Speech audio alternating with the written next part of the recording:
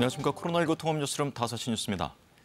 검찰 수사권 폐지 법안을 두고 여야의 강대강 대치가 이어지고 있습니다. 민주당은 빠르게 법안 심사를 끝내고 본회의까지 열어서 이번 주 안에 법안을 통과시키겠다며 강행 처리에 속도를 내고 있습니다. 국민의힘은 재논의를 거듭 촉구하는 한편 의원 비상 대기령도 내렸습니다. 임종빈 기자가 보도합니다.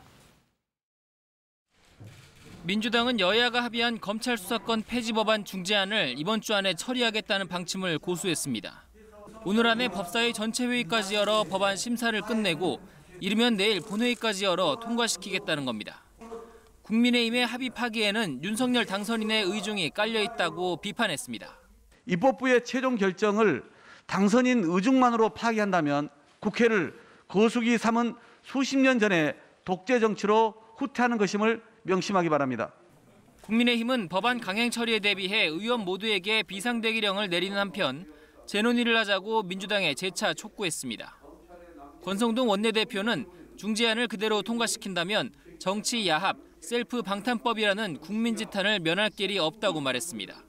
민심에 반하는 중재안을 지체 없이 수정해 공직자, 선거범죄를 포함한 4대 범죄 수사권을 검찰에 남기자는 재협상안을 마련해야 합니다. 여야는 오늘 오후 법사위 법안심사 소위를 열고 이틀째 조문심사를 이어갔습니다. 앞서 어젯밤 열린 소위는 국회의장 중재안에 대해 참석자들이 의견 개진을 한 뒤 별다른 결론 없이 2시간 만에 끝났습니다.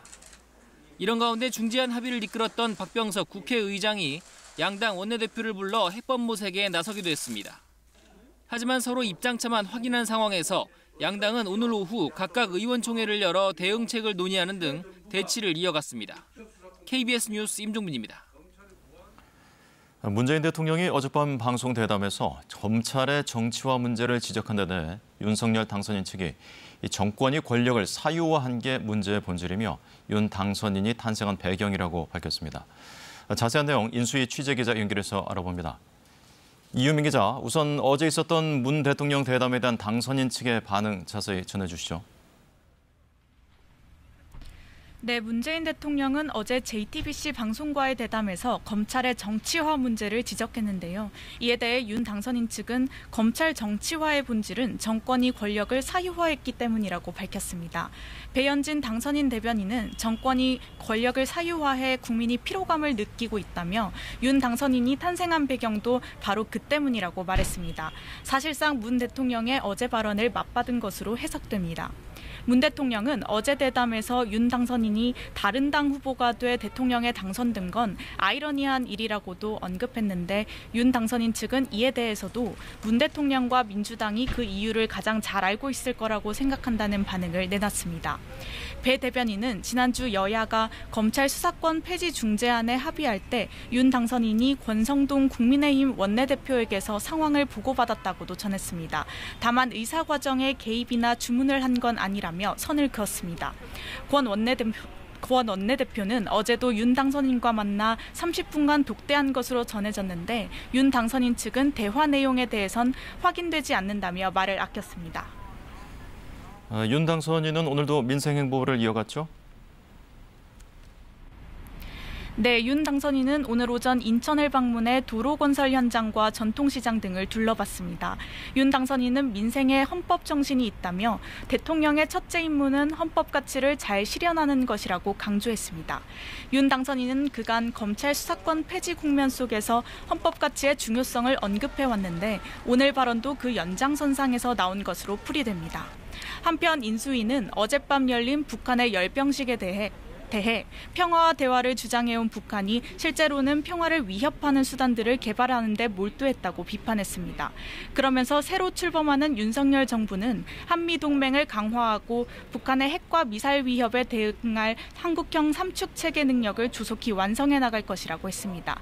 지금까지 삼청동 인수위에서 KBS 뉴스 이유민입니다.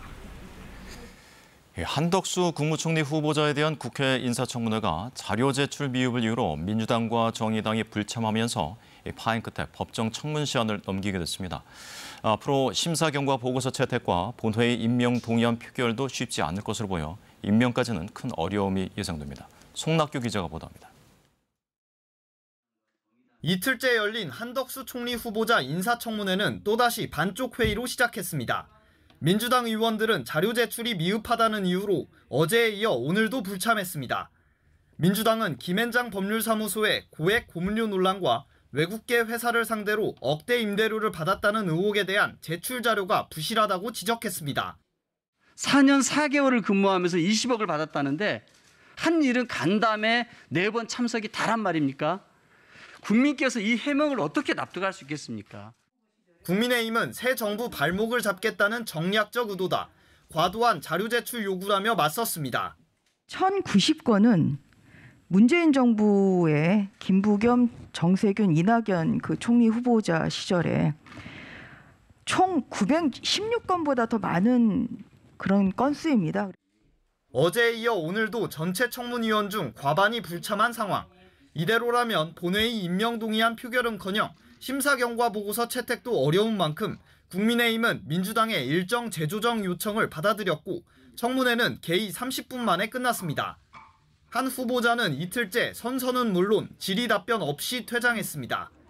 인사청문회가 이틀째 공전하면서 임명동의안 국회 제출일로부터 20일 이내에 인사청문을 마쳐야 한다는 인사청문회법은 지켜지지 않게 됐습니다. 총리 후보자 청문회가 법정 시한을 넘긴 건 박근혜 정부 때인 2015년 5월 황교안 전 총리 후보자 이후 처음입니다.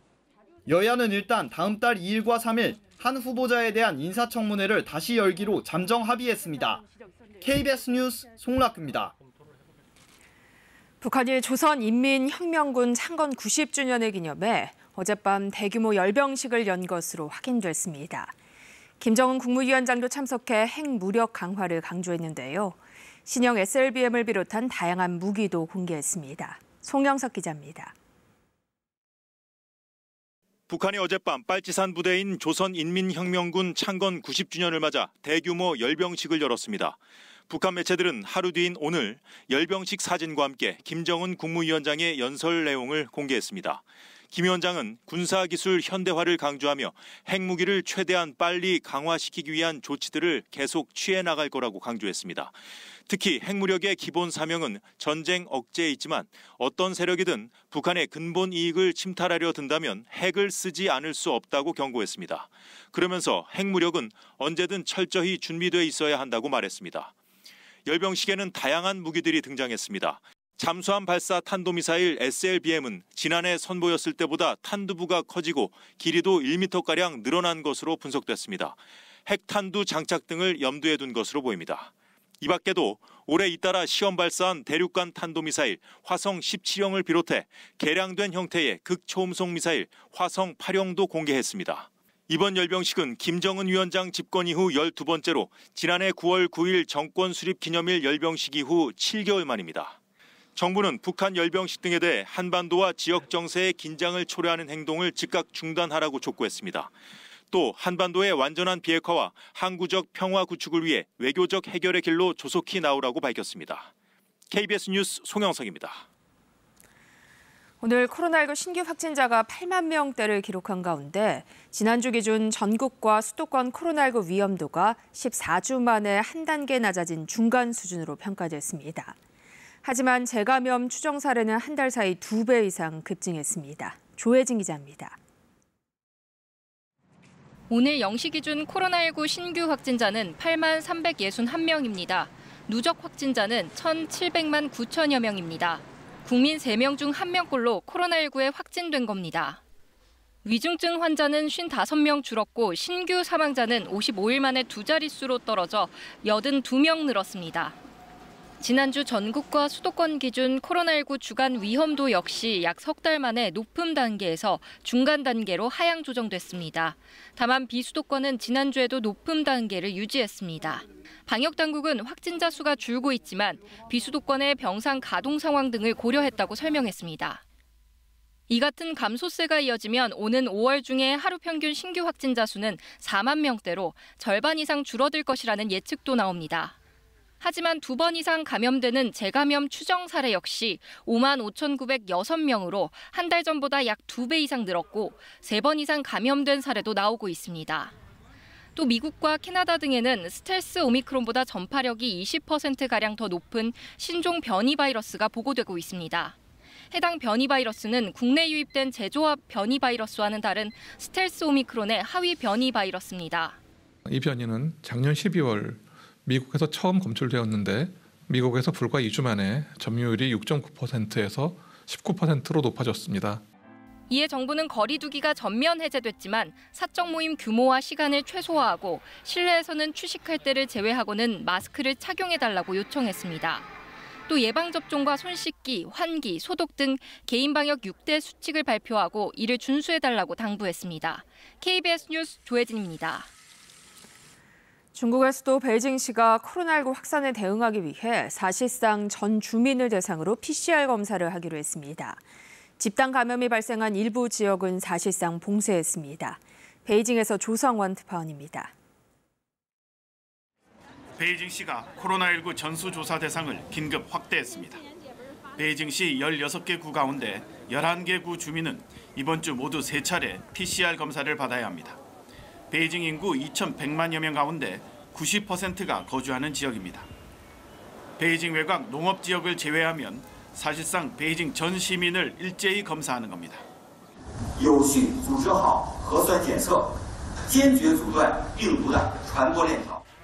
베이징시는 어제 한인 밀집 지역이 포함된 차오양구에서 이번 주 3차례 PCR 검사에 들어갔습니다. 이후 하루 만에 검사 지역을 대폭 확대한 겁니다. 베이징시에서는 어제 하루 33명의 추가 감염자가 확인됐습니다.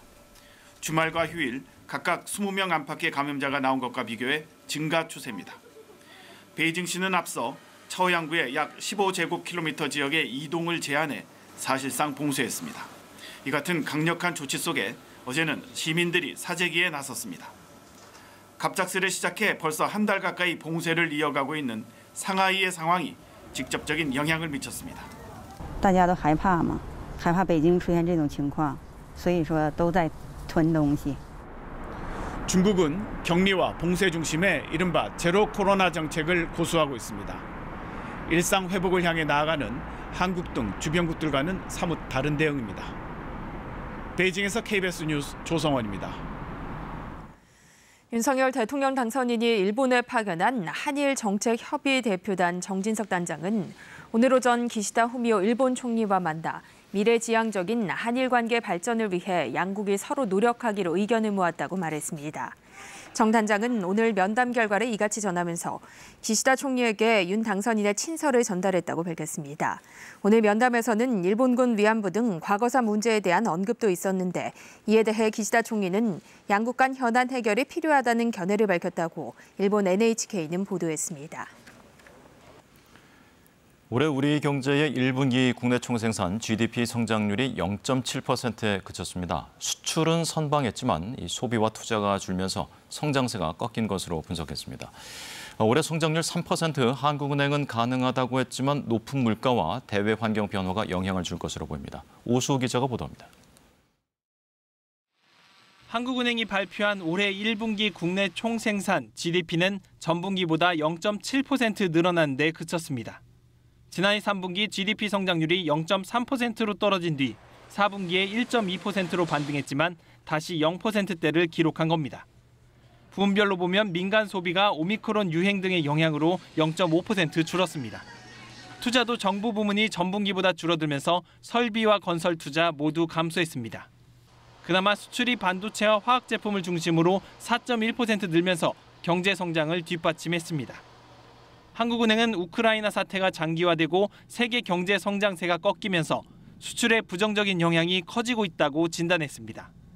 반대로 부진했던 소비는 방역 조치 완화로 음식, 숙박 같은 서비스업을 중심으로 회복세를 보일 것으로 기대하고 있습니다. 그러면서 당초 예상했던 올해 3% 성장률 달성은 가능할 것으로 봤습니다. 그러나 국제통화기금 IMF는 지난주 우리 성장률 전망치를 종전보다 0.5%포인트 낮춘 2.5%를 예상했고 주요 신용평가사들도 2.7%로 예측하고 있습니다. 더구나 높은 물가가 소비 회복의 가장 큰 걸림돌인데다 중국의 봉쇄 지역 확대와 본격적으로 진행될 미국의 기준금리 인상 등 앞으로 극복해야 할 변수도 많은 상황입니다. KBS 뉴스 오수호입니다. 국토교통부는 오늘 국무회의에서 부산 가덕도 신공항 건설 추진 기획을 의결했다고 밝혔습니다. 정부는 가덕도 신공항 건설을 국가 정책 사업으로 빠르게 추진하기 위해 예비 타당성 조사 면제도 추진할 방침인데 이 면제 여부는 이달 중에 열리는 기획재정부의 재정사업평가위원회를 통해 최종 결정됩니다. 이 가덕도 신공항의 총 사업비는 13조 7천억 원으로 2035년 국내 최초의 해상공항으로 개항할 예정입니다. 반려견을 키우는 가정이 늘면서 개물림 사고가 빈번해지고 있습니다. 강화된 동물보호법이 공포되면서 맹견을 키우려면 지자체의 허가를 받아야 하는데 이 반려견 주인들이 알아둬야 할 주의사항은 뭔지 홍화경 기자가 전해드립니다. 반려동물 300만 가구 시대입니다. 우리나라 6, 7집 중 한 집은 개와 고양이 같은 이런 반려동물과 같이 사는 셈입니다. 사람과 일상을 함께하며 서로 의지하고 감정을 나누는 반려동물들. 나에게는 가족이나 다름없는데 반면에 내 이웃에겐 공포의 대상일 수 있습니다. 강원도 춘천의 한 주택가 골목. 산책 나온 80대 할머니를 향해 사냥개 3마리가 달려들었습니다. 공격은 2분 넘게 이어졌고 할머니는 뼈가 드러날 정도의 큰 부상을 입었습니다. 한 달 넘게 병원 신세를 져야 했습니다. 어린이나 여성 등 약한 대상만 공격하는 건 아닙니다. 개통령으로 불리는 강영욱 동물훈련사 역시 개물림 사고를 피하지 못했습니다. 피해가 또 생겼습니다. 이번엔 동물입니다. 공원에 등장한 개떼들. 5마리가 몰려다니는데 목에는 목줄이 없습니다. 결국 고양이 1마리를 물어 죽였습니다. 이어 다른 집 마당까지 들어가서 키우고 있던 강아지도 죽였습니다. 이 막대기를 여기서 내가 집어가지고 왔어. 이거를 집어가지고 와서 막 쫓았어요. 그걸 보고 지금 울었어. 진짜 너무 속상해서. 우리를 탈출한 개들이 일으킨 사고였는데요. 동네 주민이 키우던 개였습니다. 괜찮아요. 그냥 다 저렇게 순해요. 저렇게. 개한테만 그러는 것 같아요. 깜짝 놀랐어요. 저도 일하다가. 지난 5년간 발생한 개 물림 사고는 11,000여 건에 달합니다. 하루 평균 6명이 개에게 물린 셈입니다. 현행법에 따르면 개 주인은 산책 갈 때 목줄을 반드시 채워야 하고요. 맹견의 경우엔 입마개도 필수입니다. 맹견 책임 보험에도 가입해야 합니다. 그런데 앞서 본 사고들, 이 맹견에 속하지 않는 경우가 상당합니다. 그래서 입마개를 하지 않아도 우리 관리를 제대로 하지 않아도 행정 조치를 내릴 수 없었다는데요. 특별하게 법적으로 우리가 행정 처분을 할 수 있는 그런 사항이 없다 보니까 앞으로 그렇게 못할 수 있는 어떤 그런 범위 내에서 그냥 끝나는 거예요. 끊이지 않는 개물림 사고를 예방하기 위한 동물보호법 개정안이 오늘 공포됐습니다. 도사견, 핏불테리어 같이 크고 사나운 개 5종류를 맹견으로 규정하고 있는데요. 이런 맹견을 사육하려면 앞으로 시도지사의 허가를 받아야 합니다. 개가 어떤 기질을 지니고 있나 평가한 뒤에 공격성 등을 판단한 결과를 토대로 사육 허가 여부가 결정됩니다. 맹견에 해당하지 않는 일반 견도 사람이나 동물에게 해를 가한 적이 있다면 기질 평가를 받아야 합니다. 맹견으로 판단되면 사육 허가를 받은 뒤에 관련 법규를 지켜야 하는데요. 예방보다는 사후 처방 성격이 강합니다. 무엇보다 중요한 것, 반려견 예절인 이른바 패티켓입니다. 반려견과 외출할 때는 목줄이나 가슴줄 길이를 2m 이내로 유지해야 합니다. 공격성이 있는 반려견이라면 입마개를 착용해야 하고요. 사람이 다가오면 목줄을 목 가까이 끌어당겨 개를 안도록 하고 행인이 지나갈 때는 기다려야 합니다. 반려견이 흥분한 듯이 보이면 길가에 붙어서 머리를 행인 반대 방향으로 돌려줍니다. 반려동물이 늘면서 관련 법이 차츰 정비되는 건 다행스러운 일인데요. 결국 가장 중요한 건 주인의 책임 의식이라고 전문가들은 강조합니다. KBS 뉴스 홍화경입니다. 법적 보호를 받는 스토킹 피해자의 범위를 피해자 가족으로까지 확대하는 내용의 법안이 마련됐습니다. 한 번만 스토킹 피해를 당해도 피해자로 인정됐고 피해자와 신고자를 보호하고 지원하는 방안이 대폭 강화됐습니다. 보도에 박희봉 기자입니다. 스토킹 방지 및 피해자 보호 등에 관한 법률 제정안이 오늘 국무회의에서 의결됐습니다. 이번 제정안은 스토킹 피해자의 범위를 일회성으로 스토킹 피해를 입은 사람까지로 확대했습니다. 기존 스토킹 범죄의 처벌 등에 관한 법률은 지속 반복적으로 스토킹 피해를 입은 사람만을 피해자로 규정했습니다. 이와 함께 스토킹의 대상이 된 사람의 가족도 피해자로 포함했습니다. 지난해 3월 김태현이 스토킹 피해 여성과 어머니 등 3모녀를 살해한 사건으로 가족들도 보호해야 할 필요성이 제기됐기 때문입니다. 스토킹 피해자에 대한 지원도 대폭 강화됩니다. 스토킹 피해자와 신고자에 대한 해고 등 불이익 조치를 금지하고 피해자가 학생일 경우 학업을 지속할 수 있도록 전학 등 취약을 지원할 근거가 마련됐습니다. 피해자 등에 대해 불이익을 주거나 스토킹 현장 조사를 방해할 경우 형사처벌이나 과태료를 부과할 수 있는 조항도 신설됐습니다. 국가나 지방자치단체가 스토킹 방지와 피해자 보호에 나설 수 있는 법적 근거도 포함됐습니다. 이에 따라 지자체 등이 스토킹 피해자 지원 시설을 운영할 수 있게 돼 스토킹 신고 접수와 상담, 보호 숙식 제공 등의 업무를 할 수 있게 됩니다. 또 스토킹 피해 방지 등 정책 수립의 자료 확보를 위해 3년 주기의 스토킹 실태 조사와 예방 교육을 실시할 수 있게 됐습니다. 여성가족부는 이번 법률 제정안을 이달 중 국회에 제출할 예정입니다. KBS 뉴스 박희봉입니다. 미 국무장관과 국방장관이 열차를 이용해 키이우를 방문하고 우크라이나에 대한 강력한 지원을 약속했는데요. 이들이 돌아가자마자 러시아가 기차역 5곳을 폭격했습니다. 베를린에서 김귀수 특파원입니다. 현지 시간 24일 폴란드에서 기차를 타고 키이우를 방문한 블링컨 미국 국무장관과 오스틴 국방장관.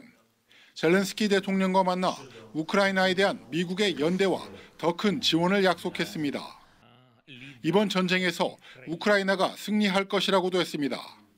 We believe that they can win if they have the right equipment, the right support. And we're going to do everything we can, continue to do everything we can to ensure that that gets through. 두 사람은 다시 열차를 이용해 폴란드로 돌아갔는데 우크라이나 정부는 러시아군이 기차역 5곳을 폭격했다고 밝혔습니다. 1시간 동안 이어진 공격으로 최소 5명이 숨지고 18명이 다쳤다고 우크라이나 검찰은 밝혔습니다. 이번 공격이 철도 기반 시설 파괴를 위한 것인지 열차를 이용해 방문한 미국 등 서방에 대한 경고 성격인지는 알려지지 않았습니다. 한편 마리우폴 아조스탈 제철소 내 민간인 대피는 아직도 이루어지지 않고 있습니다. 러시아는 전투를 일시 중단하고 인도주의 통로를 개설한다고 밝혔지만 우크라이나는 양국 간 합의가 없었다며 부인했습니다. 러시아는 아조스탈 내 우크라이나 군인들이 민간인을 방패로 삼고 있으니 빨리 내보내라는 주장입니다.